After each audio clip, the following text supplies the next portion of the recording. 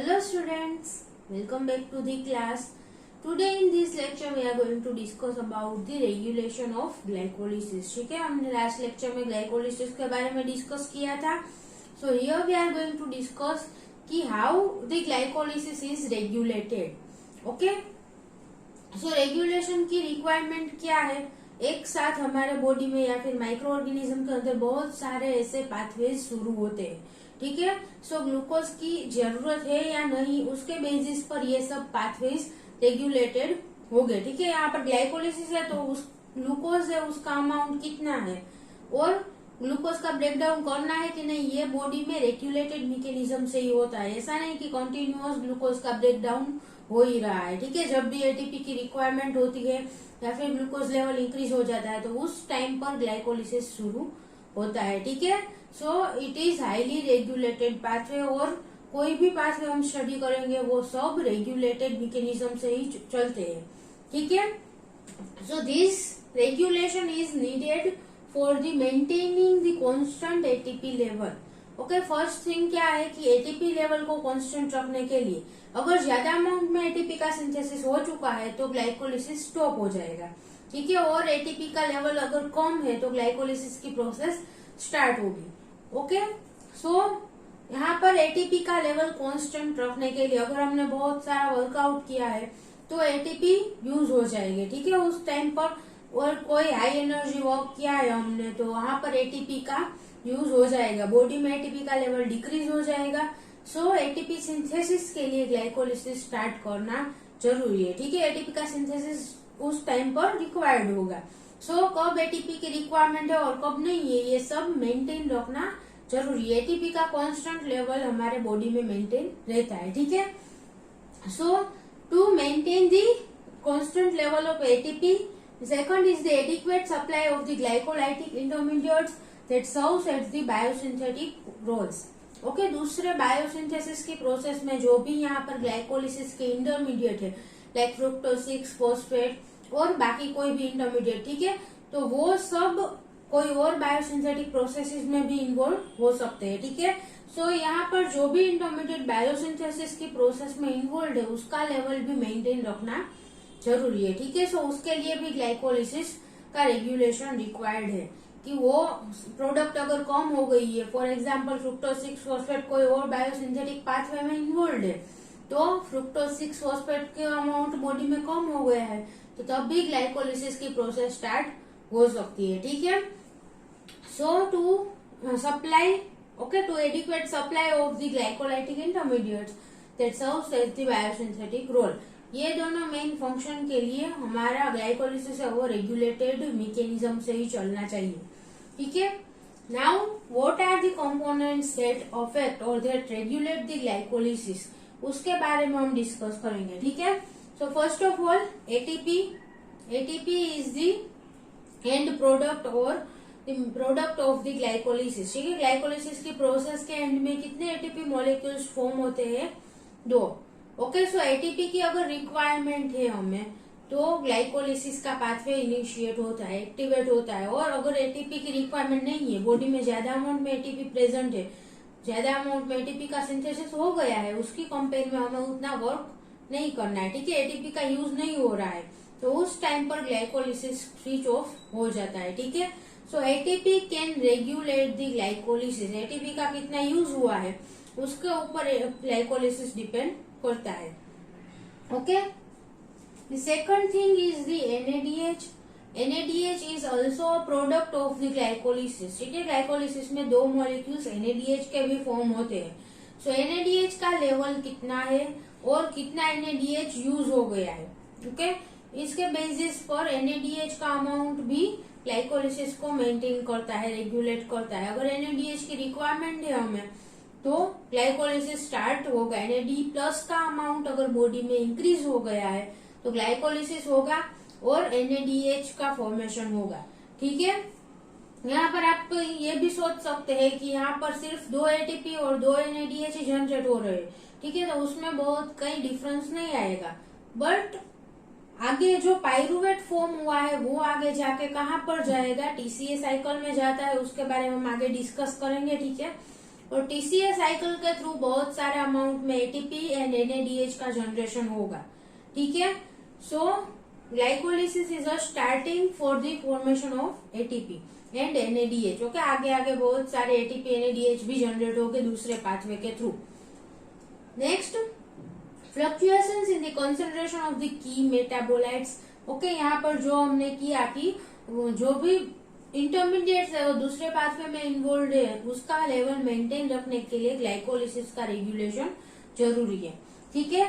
तो यहाँ पर कोई भी की मेटाबोलाइट यानी कि इसका जो इंटरमीडिएट है उसमें उसका लेवल डिक्रीज हो गया है, इंक्रीज हो गया है, ठीक है, तो उसमें जो फ्लक्चुएशन आता है उसकी वजह से भी ग्लाइकोलिसिस रेगुलेट होता है, ठीक है। ग्लूकोज का लेवल इंक्रीज हो गया है तो ग्लाइकोलिसिस की प्रोसेस स्टार्ट होगी to maintain the glucose level, और ग्लूकोज लेवल अगर बॉडी में डिक्रीज हो गया है तो ग्लाइकोलिसिस की प्रोसेस स्टॉप हो जाएगी, ठीक है, to maintain the constant glucose level inside the body. उसी प्रकार से सारे इंटरमीडिएट का लेवल कितना है उसके ऊपर भी ग्लाइकोलिसिस डिपेंड करता है, ठीक है। सो दिस कंसंट्रेशन ऑफ की metabolites will also regulate the process of glycolysis. Now the main regulation is allosteric regulation of the several glycolytic enzyme, ठीक है। सबसे जो मेजर रेगुलेशन होता है वो कहाँ पर होता है, एंजाइम के लेवल पर, ठीक है। यहाँ पर हम 10 एंजाइम यूज कर रहे हैं ग्लाइकोलिसिस के प्रोसेस में। सो अगर कोई एंजाइम का रेगुलेशन हो रहा है, एंजाइम अगर इनएक्टिवेट हो गया तो पाथवे आगे स्टार्ट ही नहीं होगा, ठीक है। सो एंजाइम का regulation is the major regulation for the glycolysis. यहाँ पर कौन कौन से एंजाइम के स्टेप पर रेगुलेशन होता है। सो ग्लाइकोलिसिस की प्रोसेस में जो मेजर स्टेप है वो क्या है, रिवर्सिबल स्टेप है, ठीक है। उसमें से सिर्फ 3 ही स्टेप ऐसे हैं और 3 ही एंजाइम कैटालाइज्ड रिएक्शन ऐसी है जो इरिवर्सिबल है, ठीक है। आपकी टेक्स्ट बुक में 4 रिएक्शन इरिवर्सिबल बताई गई है। So there is a mistake in the phosphoglycerate kinase step, ठीक है। फॉस्फोग्लिसरेट काइनेज एंजाइम द्वारा जो रिएक्शन कैटालाइज होती है वो रिवर्सिबल है, इरिवर्सिबल नहीं है, ठीक है। So it can be reversible. So यहाँ पर मेजर 3 रिएक्शन है ग्लाइकोलिसिस की जो इरिवर्सिबल है। कौन कौन से एंजाइम कैटालाइज्ड रिएक्शन है। So first is the hexokinase, okay, जो फर्स्ट एंजाइम है वो, ठीक है, first reaction. Then second enzyme phosphofructokinase 1, okay, PFK1, it is also irreversible enzyme. And the pyruvate kinase, okay, they are known as the directional enzymes, क्योंकि एक direction में ही वो pathway को करते हैं और एक डायरेक्शन में ही रिएक्शन होगी इसकी वजह से, ठीक है। सो these 3 steps in the glycolysis or these 3 enzymes in the glycolysis are irreversible step, okay. यहाँ पर irreversible रिएक्शन होती है। एक बार प्रोडक्ट सबस्ट्रेट में से प्रोडक्ट जनरेट हो गई तो सेम एंजाइम के थ्रू वापस प्रोडक्ट में से सबस्ट्रेट जनरेट नहीं हो सकता, ठीक है। सो ये तीनों के लेवल पर मेनली रेगुलेशन होता है ग्लाइकोलिसिस का। First is the hexokinase. Hexokinase के लेवल पर कैसे होता है देखिए। अभी hexokinase is the enzyme that catalyses the phosphorylation of the hexose sugar, okay. यहाँ पर ग्लूकोज में से ग्लूकोज 6 फॉस्फेट का जनरेशन होता है फर्स्ट स्टेप में, ओके। इस रिएक्शन को कौन कैटालाइज करता है, hexokinase, okay. ATP is used and ATP का फॉर्मेशन होगा, ओके। सो यहाँ पर ग्लूकोज 6 फॉस्फेट का जनरेशन हो रहा है। So now the inhibitor is glucose 6 phosphate itself, okay. This is known as the product inhibition, कि अगर ग्लूकोज 6 फॉस्फेट का लेवल इंक्रीज हो गया है तो वो रिवर्सिबली यहाँ पर जो एंजाइम है उसको इनहिबिट करेगा, ठीक है। जो एंजाइम उसके प्रोडक्शन के लिए रिस्पॉन्सिबल है उसी को जो प्रोडक्ट है वो इनहिबिट करती है, ठीक है। So it is known as the product inhibition. So अगर ग्लूकोज 6 फॉस्फेट का अमाउंट इंक्रीज हो गया है तो ग्लाइकोलिसिस स्टॉप हो जाएगा, ठीक है। Glucose 6 phosphate will inhibit the hexokinase को इनहिबिट करेगा और हेक्सोकाइनेज की वजह से पाथवे पूरा का पूरा स्टॉप हो जाता है, ठीक है। So inhibitor for the hexokinase is the glucose 6 phosphate, ठीक है। Next glucokinase, okay. यहाँ पर हमने हेक्सोकाइनेज लिखा है। There are some species in which glucokinase will also catalyse this step, okay. Glucokinase भी इस स्टेप को कैटालाइज कर सकता है। It is glucokinase means specific for the glucose molecule. Hexokinase क्या है? It can phosphorylate any hexose sugar. Okay, यानी कोई भी एक्सोस सुगर को फॉस्फोराइलेट करने के लिए हेक्सोकाइनेज यूज हो सकता है. इट कैन फॉस्फोराइलेट फ्रुक्टोज और any other hexose sugar. Okay, but here glucokinase is the enzyme that is specific for the glucose molecule. इसका फंक्शन सेम है हेक्सोकाइनेज की तरह ही, ग्लूकोज को ग्लूकोज 6 फॉस्फेट में कन्वर्ट कर सकता है. ओके, जो ग्लाइकोलिसिस का फर्स्ट स्टेप है उसमें ग्लूकोकाइनेज भी पार्टिसिपेट कर सकता है. So it is inducible enzyme. जहां पर ग्लूकोकाइनेज यूज हो रहा है वहां पर ये क्या है? इंड्यूसिबल एंजाइम है, means it can be induced. Okay, क्योंकि अगर ग्लूकोज यहाँ पर glucose plus insulin can induce the glucokinase. Okay, अब ग्लूकोज का लेवल इंक्रीज हो गया है तो ग्लूकोज इंसुलिन के साथ मिलकर इस एंजाइम को एक्टिवेट कर सकता है, उसका एक्टिवेशन इंड्यूस कर सकता है. ठीक है, so glucokinase is inducible enzyme. It can be induced by the glucose. It's a substrate. Okay, substrate for the glucokinase enzyme and plus insulin. Insulin is the one type of the hormone. Okay, so it can both दोनों के साथ मिलकर ये glucokinase से उसको regulate कर सकते हैं. ये glucose plus insulin. So mainly hexokinase के लेवल पर जो फर्स्ट स्टेप है वहां पर रेगुलेशन होता है कि आगे के कोई एंजाइम फॉर्म, आगे के कोई प्रोडक्ट है वो फॉर्म ही नहीं होगी. ठीक है, यहाँ पर अगर फर्स्ट एंजाइम में इनिबिशन हो जाएगा ग्लाइकोलिसिस का तो आगे प्रोसेस स्टार्ट नहीं होगी. ठीक है, बाकी के जो इंटरमीडिएट है वो भी फॉर्म नहीं होंगे. Clear this much? Now the second enzyme is the PFK1, phosphofructokinase 1. It catalyzes the conversion of the fructose 6 phosphate into the fructose 1,6 bisphosphate. Okay, इस स्टेप को वो कैटालाइज करता है. So it is the most important regulatory enzyme. Glycolysis के regulation में जो सबसे important enzyme है वो कौन सा है? PFK1. ओके, उस लेवल पर ही ज्यादातर रेगुलेशन होता है ग्लाइकोलिसिस का. It catalyses the rate limiting committed step.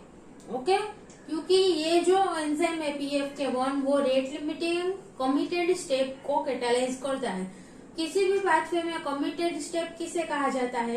कि अगर वो स्टेप कंप्लीट हो गया, ठीक है, यहाँ पर अगर फ्रुक्टोज 1,6 बिस्फोस्फेट जनरेट हो गया तो उसके बाद ग्लाइकोलिसिस का पूरा पाथवे रन होगा. ठीक है, उसको ग्लाइकोलिसिस के थ्रू ही जाना पड़ता है.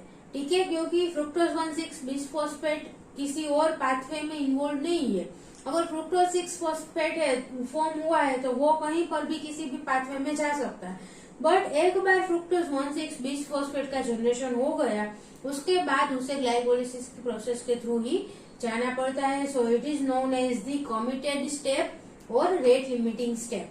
ओके, सो यहाँ पर PFK1 के लेवल पर ही ज्यादातर रेगुलेशन होता है.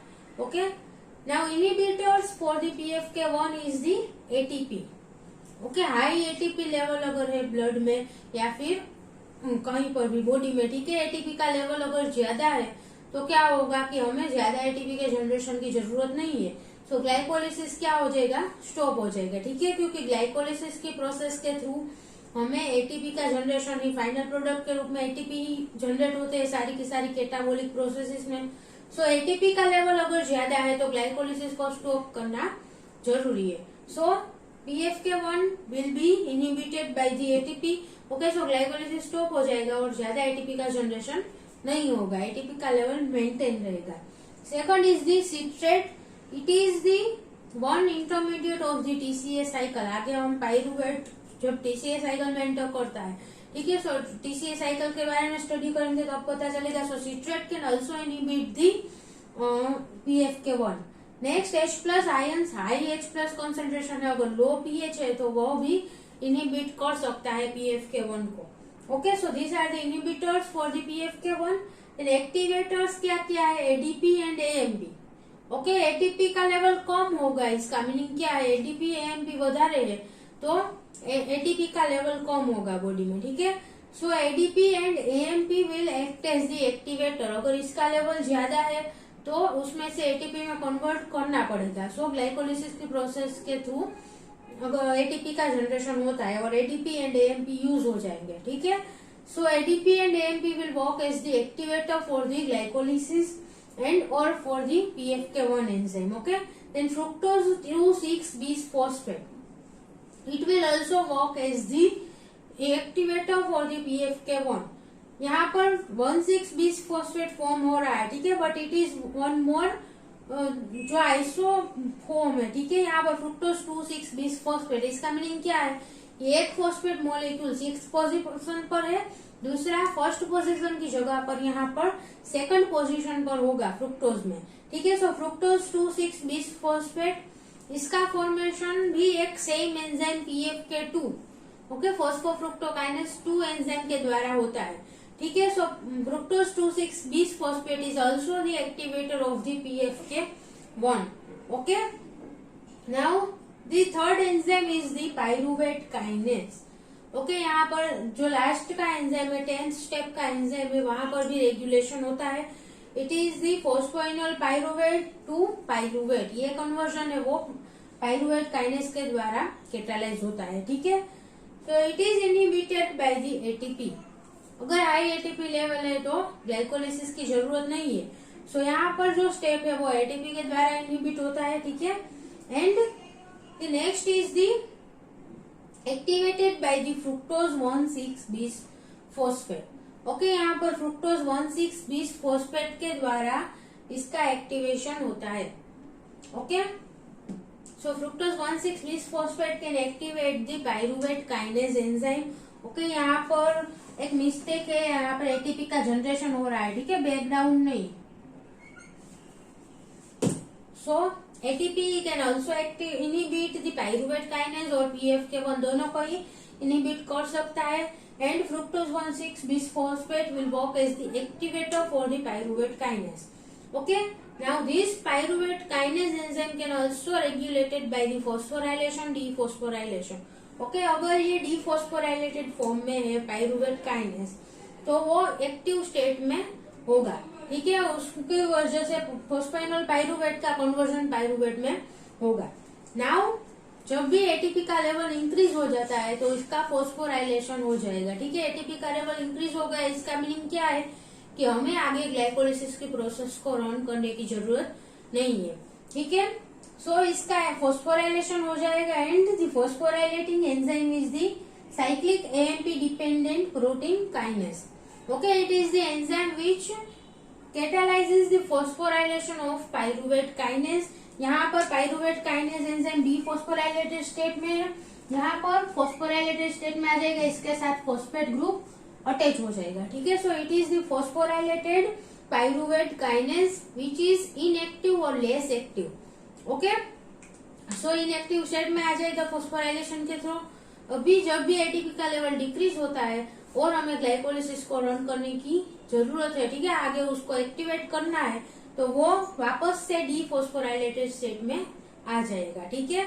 And this phosphorylation dephosphorylation is mediated by the level of glucose. अगर हाई ग्लूकोज लेवल है तो डीफॉस्फोराइलेट स्टेट में ही उसे रहना पड़ेगा, ठीक है, क्योंकि ग्लूकोज का कन्वर्जन करना है, ग्लाइकोलिसिस रन करना है। Whenever there is the low glucose level तो वो इनएक्टिव स्टेट में रहेगा, ठीक है। अभी एक्टिव स्टेट में है, ग्लूकोज लेवल हाई है तो ग्लाइकोलिसिस शुरू रहेगा, ठीक है। धीमे धीमे अगर ग्लूकोज का लेवल डिक्रीज हो गया है, लो ग्लूकोज लेवल हो गया है, तो वहां पर इनएक्टिव स्टेट में आ जाएगा फॉस्फोराइलेशन होके, ठीक है। वापस से अगर ग्लूकोज का लेवल इंक्रीज होता है तो वापस डीफॉस्फोराइलेशन हो जाएगा and it will come into the dephosphorylated और highly active state. Okay, so this is the major regulation of the glycolysis. Thank you so much students for watching this video, and if you have any doubt then please ask in the comment box. Thank you.